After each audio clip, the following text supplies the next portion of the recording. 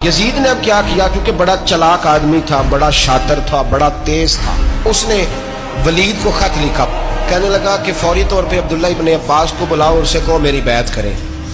یہ جو بیعت ہوتی تھی نا، یہ بھی سن لے کیا ہوتی تھی، یہ بیعت حلف ہوتا تھا کہ میں اللہ رسول کے نام پہ حلف دیتا ہوں کہ میں یزید کی اطاعت کروں گا، میں اس کے خلاف کوئی بغاوت نہیں کروں گا۔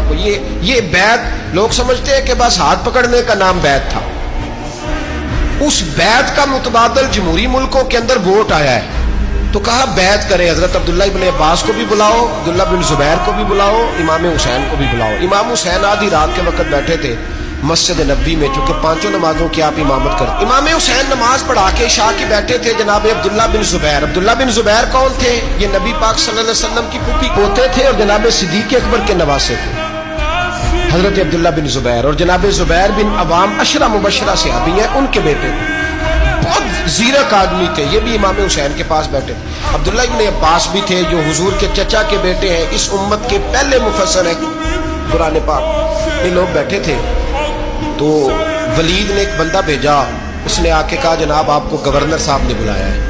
تو عبداللہ بن زبیر کہنے لگے حسین اس وقت بلانے کی بات سمجھ میں نہیں آئی۔ تو امام حسین بڑے بصیرت والے تھے، اللہ نے بصیرت دی تھی، کہنے لگے عبداللہ آپ کو سمجھ نہیں آئی، مجھے سمجھ آ گئی ہے، امیر معاویہ وصال کر گئے، اور یہ ہمیں جو بلایا گیا ہے نا، یہ یزید کی بیعت کے لیے بلایا گیا ہے۔ تو کہا پھر آپ آدھی رات کو نہ جائیں، آپ کے لیے خطرہ ہوگا۔ تو امام حسین فرمانے لگے خطرہ حسین کو نہیں ہوتا، نہیں کہا پھر بھی آپ مہربانی کریں ذرا احتیاط سے جائیں۔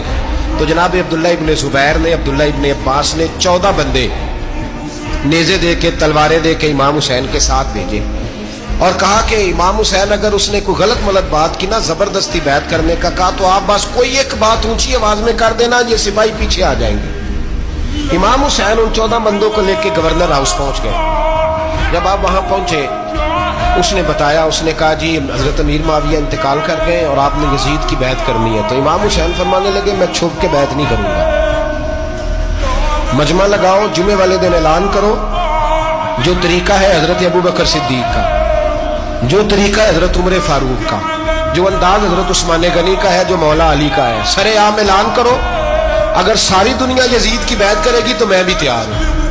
تم مجھ سے بیعت لے کے پھر لوگوں کو بتانا چاہتے ہو کہ حسین بیعت ہو کر رہے ہیں، تو تم کیوں نہیں کر رہے؟ میں عام آدمی نہیں ہوں، لہذا چھپ کے بیعت نہیں کرتا۔